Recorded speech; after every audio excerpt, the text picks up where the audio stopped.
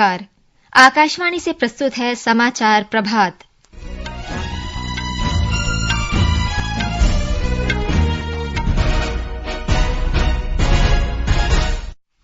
हरियाणा विधानसभा चुनाव के लिए प्रचार आज शाम समाप्त हो जाएगा। निर्वाचन आयोग ने शनिवार शाम तक एग्जिट पोल पर प्रतिबंध लगाया। राष्ट्रपति द्रौपदी मुर्मू आज से 2 दिन के राजस्थान दौरे पर। आरजी कर मेडिकल कॉलेज पीड़िता के लिए न्याय की मांग को लेकर कोलकाता में डॉक्टरों का विशाल विरोध प्रदर्शन। देवी दुर्गा की पूजा का 9 दिवसीय त्योहार नवरात्रि श्रद्धा भाव और उत्साह के साथ आज से शुरू। मध्य पूर्व एशिया में तनाव बढ़ने से हवाई यात्रा में व्यवधान। और क्रिकेट में महिला T20 विश्व कप आज से शारजाह में।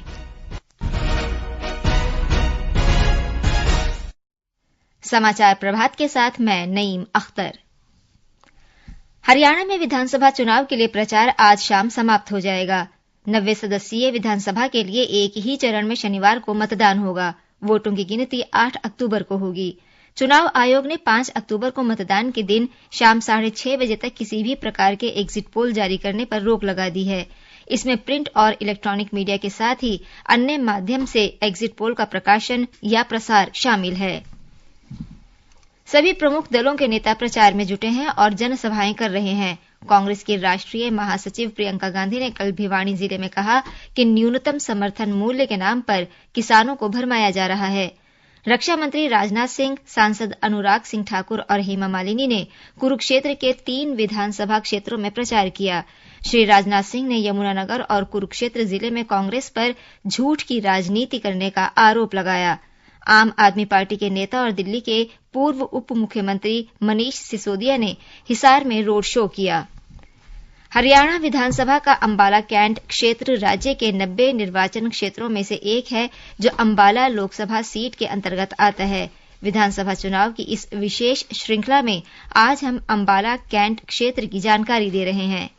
अंबाला कैंट विधानसभा क्षेत्र में होने वाले हाई प्रोफाइल मुकाबले पर सभी की निगाहें टिकी हैं। हरियाणा के पूर्व गृह मंत्री और भाजपा के वरिष्ठ नेता अनिल विज अंबाला कैंट से चुनाव लड़ रहे 11 उम्मीदवारों में से एक हैं। 6 बार विधायक रहे विज के सामने कांग्रेस की बागी और अब निर्दलीय उम्मीदवार चित्रा सरवारा और कांग्रेस के परविंदर पाल परी मुख्य प्रतिद्वंदी हैं। इस बार इंडियन नेशनल लोकदल के ओंकार सिंह, आम आदमी पार्टी की राज कौर गिल और जननायक जनता पार्टी के अवतार सिंह भी मैदान में हैं। अंबाला कैंट विधानसभा क्षेत्र में 194 मतदान केंद्र बनाए गए हैं। आकांक्षा सक्सेना, आकाशवाणी समाचार, चंडीगढ़। झारखंड में आगामी विधानसभा चुनाव के लिए भारतीय जनता पार्टी अपने घोषणा पत्र के 5 प्रमुख बिंदुओं को आज से जारी करना शुरू करेगी। रांची में झारखंड विधानसभा चुनाव के सह प्रभारी और असम के मुख्यमंत्री हेमंत बिस्वा शर्मा ने कहा कि भाजपा राज्य के निर्माण के 25 साल पूरे होने के मद्देनजर 25 सूत्री घोषणा पत्र जारी करेगी। उन्होंने बताया कि पार्टी भगवान बिरसा मुंडा की 150वीं जयंती के अवसर पर राज्य के विकास के लिए 150 प्रतिबद्धताओं के साथ काम करेगी। 81 सदस्यीय विधानसभा के लिए चुनाव इस साल के अंत में होंगे। राष्ट्रपति द्रौपदी मुर्मू आज से राजस्थान की 2 दिन की यात्रा पर रहेंगी। इस दौरान राष्ट्रपति उदयपुर में मोहनलाल सुखाड़िया विश्वविद्यालय के 32वें दीक्षांत समारोह में भाग लेंगी। वो कल माउंट आबू में प्रजापिता ब्रह्मकुमारी ईश्वरीय विश्वविद्यालय द्वारा आयोजित वैश्विक शिखर सम्मेलन में भी भाग लेंगी।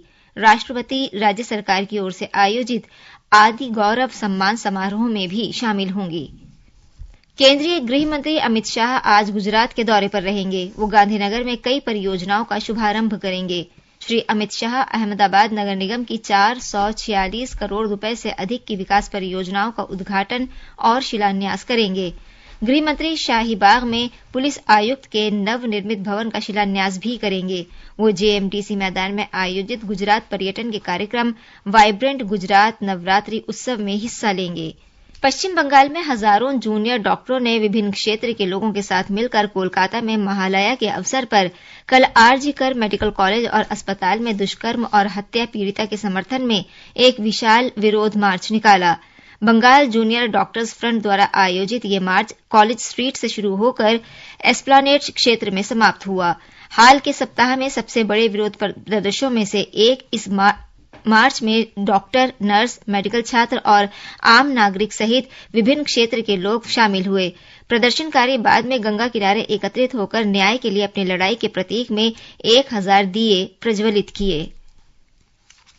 इस विरोध प्रदर्शन ने स्वास्थ्य कर्मियों के लिए उन्नत मानदंड के लिए डॉक्टरों के चल रहे आंदोलन में एक नए आयाम को चिन्हित किया। इस बीच आरजी कर अस्पताल परिसर में अभया की प्रतिमा का अनावरण किया गया। इसे आंदोलनकारी डॉक्टरों ने 9 अगस्त की क्रूर घटना और न्याय की मांग के लिए जारी विरोध प्रदर्शन का एक प्रतीक बताया। केंद्रीय सड़क परिवहन और राजमार्ग मंत्री नितिन गडकरी ने घोषणा की है कि 8 मिलियन टन अलग किए गए कचरों का उपयोग राष्ट्रीय राजमार्गों के निर्माण में किया गया है। महात्मा गांधी जयंती के अवसर पर कल नागपुर महानगर पालिका द्वारा आयोजित एक कार्यक्रम में श्री गडकरी ने कहा कि महानगर पालिका से उपचारित सीवेज जल की आपूर्ति ताप विद्युत उत्पादन संयंत्र को की जा रही है। उन्होंने कहा कि पेंच, कोराड़ी और खापरखेड़ा परियोजनाओं का संचित जल अब किसानों को सिंचाई के लिए उपलब्ध है। भारतीय नौसेना का वार्षिक शीर्ष स्तरीय अंतर्राष्ट्रीय सम्मेलन हिंद प्रशांत क्षेत्रीय संवाद का आयोजन आज से नई दिल्ली में होगा।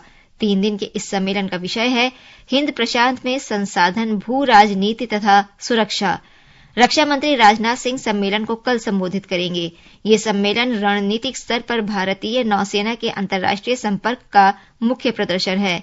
इसमें हिंद प्रशांत के समग्र समुद्री सुरक्षा मुद्दों को संबोधित किया जाएगा। सूक्ष्म, लघु तथा मध्यम उद्यम मंत्रालय ने 2 अक्टूबर से सूत काटने वालों के वेतन में 25% और करघा चलाने वालों के वेतन में 7% की वृद्धि की है। खादी और ग्रामोद्योग आयोग के अध्यक्ष मनोज कुमार ने बताया कि सूत काटने वालों को पहले प्रति लच्छे 10 रुपए मिलते थे, जिसे बढ़ाकर 12.5 रुपए कर दिया गया है। उन्होंने कहा कि पिछले दशक में वेतन में लगभग 213% की वृद्धि हुई है। उन्होंने खादी उत्पादों पर 20% और ग्रामोद्योग उत्पादों पर 10% छूट की भी घोषणा की। बिहार में कोसी और गंडक नदियों के बाढ़ का पानी तेजी से आगे बढ़ रहा है, जिससे सहरसा, दरभंगा, मधुबनी और खगड़िया जिलों के कई गांव डूब गए हैं। नेपाल में अगले 24 घंटे में तेज बारिश के पूर्वानुमान को देखते हुए कोसी और सीमांचल क्षेत्र में अलर्ट जारी किया गया है। राज्य के 38 में से 17 जिले बाढ़ से प्रभावित हैं। लगभग 15 लाख लोग बाढ़ की चपेट में हैं। बाढ़ से सड़कें, पुल और रेल पटरियां प्रभावित हुई हैं। उधर नेपाल में बाढ़ और भूस्खलन से मृतकों की संख्या बढ़कर 233 हो गई है। 22 लोग अब भी लापता हैं। गृह मंत्रालय के प्रवक्ता ऋषि कुमार तिवारी के अनुसार 17,120 लोगों को बाढ़ और भूस्खलन वाले क्षेत्रों से निकाला गया है। सरकारी एजेंसियां राहत और बचाव कार्यों में जुटी हैं। प्रधानमंत्री नरेंद्र मोदी को मिले उपहारों की होने वाली ई नीलामी की तारीख 31 अक्टूबर तक बढ़ा दी गई है। पहले ये नीलामी 17 सितंबर से 2 अक्टूबर तक निर्धारित थी। सरकार ने लोगों से ई नीलामी में भाग लेने का आग्रह किया है, क्योंकि इससे प्राप्त होने वाली धनराशि नमामि गंगे कोष में जमा की जाएगी। जो व्यक्ति इस प्रक्रिया में भाग लेने की इच्छुक हैं, वो आधिकारिक वेबसाइट pmmementos.gov.in के माध्यम से अपना पंजीकरण करा सकते हैं। देवी दुर्गा की पूजा का 9 दिवसीय त्योहार नवरात्रि आज श्रद्धा भाव और उत्साह के साथ शुरू हो रहा है। नवरात्रि के दौरान देवी दुर्गा के 9 रूपों की पूजा की जाती है। पहले दिन देवी दुर्गा को शैलपुत्री के रूप में पूजा जाता है। वंदे वांछित लाभाय चंद्रार्धकृत शेखरां वृषारूढां शूलधरां शैलपुत्रीं यशस्विनी। उत्तर प्रदेश में भी नवरात्र के पहले दिन राज्य भर के देवी मंदिरों में भक्तों की भीड़ उमड़ी है। हमारे संवाददाता ने बताया है कि प्रदेश में प्रमुख शक्तिपीठ विंध्याचल और देवी पाटन में बड़ी संख्या में श्रद्धालु दर्शन के लिए पहुंच रहे हैं। प्रदेश भर में श्रद्धालु देवी मंत्रों का जाप करते हुए नवरात्र के पहले दिन मां दुर्गा के शैलपुत्री स्वरूप की आराधना कर रहे हैं। व्रत रखने के साथ ही भक्त अपने घरों में कलश स्थापना कर रहे हैं और साथ ही विभिन्न मंदिरों में मां दुर्गा के दर्शन भी कर रहे हैं। प्रदेश के मुख्यमंत्री योगी आदित्यनाथ भी आज गोरखनाथ मंदिर में कलश स्थापना करेंगे। राज्य सरकार ने दुर्गा पूजा सहित विभिन्न त्योहारों के लिए दिशा निर्देश जारी किए हैं। दुर्गा प्रतिमाएं पारंपरिक लेकिन खुली जगहों पर स्थापित हों और पंडालों में लोगों की संख्या क्षमता से अधिक न होने पाए। सुशील चंद्र तिवारी, आकाशवाणी समाचार, लखनऊ। गुजरात में नवरात्रि का पर्व विशेष उत्साह के साथ मनाया जाता है। हमारी संवाददाता ने बताया है कि मां दुर्गा के भक्त बनासकांठा में प्रतिष्ठित अंबाजी मंदिर और पावागढ़ में महाकाली मंदिर सहित राज्य के शक्तिपीठों में पूजा अर्चना कर रहे हैं। गुजरात में नवरात्रि का त्योहार पारंपरिक दीप जलाकर मनाया जाता है, जिसे गरबो नाम से जाना जाता है। लोग 9 दिन का उपवास, घट स्थापना, हवन जैसे धार्मिक अनुष्ठान के साथ नवरात्रि का यह त्योहार मनाते हैं। नवरात्रि की शुरुआत के साथ ही राज्य में आज से रास गरबा उत्सव भी शुरू होंगे। इस साल राज्य सरकार ने वाणिज्यिक और आवासीय दोनों जगह पर उत्सव के समय पर लगी रोक हटा दी है। हालांकि सरकार ने लोगों को लाउड स्पीकर की आवाज को नियंत्रित करने की सूचना भी दी है। अपर्णा खुंट, आकाशवाणी समाचार, अहमदाबाद। मध्य पूर्व एशिया में तनाव बढ़ने के कारण विश्व भर की हवाई यात्रा बाधाओं का सामना कर रही है।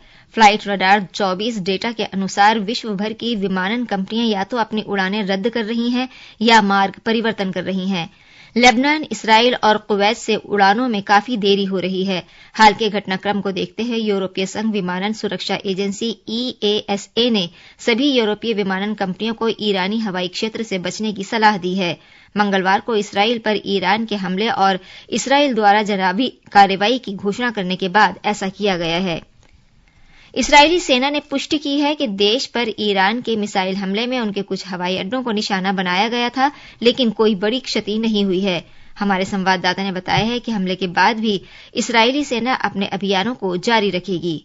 इजरायली डिफेंस फोर्सेस की खबर के अनुसार मिसाइल हमलों में सैन्य केंद्रों के भीतर रख रखाव वाले क्षेत्र और कार्यालय भवनों को नुकसान पहुंचा है। हालांकि ये हमले अप्रभावी रहे और इजरायली वायुसेना के चल रहे अभियानों में कोई बाधा उत्पन्न नहीं हुई है। सेना ने बताया कि लड़ाकू विमानों, ड्रोन, अन्य विमान, गोला बारूद या महत्वपूर्ण अवसंरचना को कोई नुकसान नहीं हुआ है। इजरायली वायुसेना के अभियानों में बेरूत में हिजबुल्लाह के विरुद्ध बड़े हवाई हमले, दक्षिणी लेबनान में जमीनी बलों के हमलों और गजा में हमलों को समर्थन देना शामिल है। दुबई से विनोद कुमार की रिपोर्ट के साथ समाचार कक्ष से मनोज।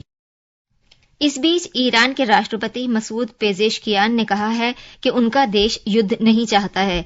उन्होंने इसराइल को जवाबी कार्रवाई नहीं करने की चेतावनी भी दी। आईसीसी महिला T20 क्रिकेट विश्व कप आज संयुक्त अरब अमीरात के शारजाह में शुरू हो रहा है। पहला मैच बांग्लादेश और स्कॉटलैंड के बीच होगा। भारत अपना पहला मैच कल न्यूजीलैंड के साथ खेलेगा। विश्व कप में कुल 10 टीम भाग ले रही हैं और ये टूर्नामेंट 20 अक्टूबर को समाप्त होगा। भारत और पाकिस्तान का मैच रविवार को खेला जाएगा। मंगलवार को अभ्यास मैच में भारतीय टीम ने दक्षिण अफ्रीका को 28 रन से हराकर लगातार दूसरी जीत दर्ज की। ये समाचार हमारी वेबसाइट www.newsonair.gov.in और हमारे न्यूज ऑन एआईआर ऐप पर भी उपलब्ध हैं। और अब आज के समाचार पत्रों की सुर्खियों के साथ हैं देवेंद्र त्रिपाठी। धन्यवाद नईम।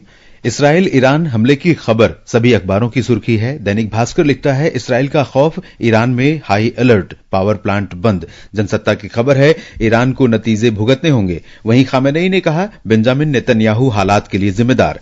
नवभारत टाइम्स में इस संबंध में कई सुर्खियां हैं। डेनमार्क में इसराइली दूतावास के पास 2 धमाके, गजा में इसराइली हमले में 51 की मौत, इसराइल में यूएन चीफ की एंट्री बैन, लेबनान में 8 इसराइली सैनिक मारे गए और भारत बोला संयम बरते, ईरान न जाने की सलाह।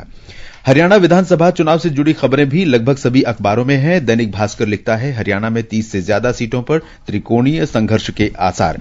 स्वच्छता अभियान को सभी अखबारों ने जगह दी है। स्वच्छता केवल एक कर्तव्य नहीं बल्कि जीवन का एक तरीका। दैनिक जागरण की सुर्खी है पंजाब केसरी में है सबसे सफल जन आंदोलन बना स्वच्छ भारत अभियान। त्योहारों के बारे में विभिन्न अखबारों में अलग अलग खबरें हैं। आज से नवरात्र महोत्सव शुरू, मंदिरों में बड़ी संख्या में भक्तजन मां दुर्गा की पूजा अर्चना के लिए उमड़ेंगे। और अंत में मुख्य समाचार एक बार फिर। हरियाणा विधानसभा चुनाव के लिए प्रचार आज शाम समाप्त हो जाएगा। निर्वाचन आयोग ने शनिवार शाम तक एग्जिट पोल पर प्रतिबंध लगाया। राष्ट्रपति द्रौपदी मुर्मू आज से 2 दिन के राजस्थान दौरे पर। आरजीकर मेडिकल कॉलेज पीड़िता के लिए न्याय की मांग को लेकर कोलकाता में डॉक्टरों का विरोध प्रदर्शन। देवी दुर्गा की पूजा का 9 दिवसीय त्योहार नवरात्रि श्रद्धा भाव और उत्साह के साथ आज से शुरू। मध्य पूर्व एशिया में तनाव बढ़ने से हवाई यात्रा में व्यवधान। और क्रिकेट में महिला T20 विश्व कप आज से शारजाह में। इसके साथ ही समाचार प्रभात का ये अंक समाप्त हुआ। नमस्कार।